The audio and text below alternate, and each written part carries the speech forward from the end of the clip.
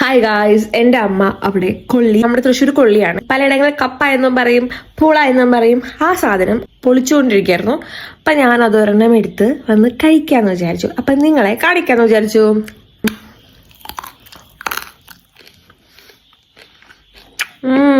So crunchy.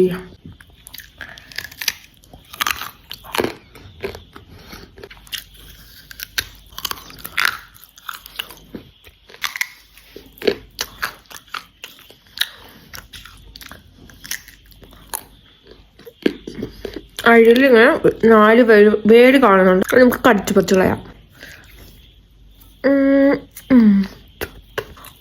ഇത് നമുക്ക് വേറെ ചവച്ച് തുപ്പാം.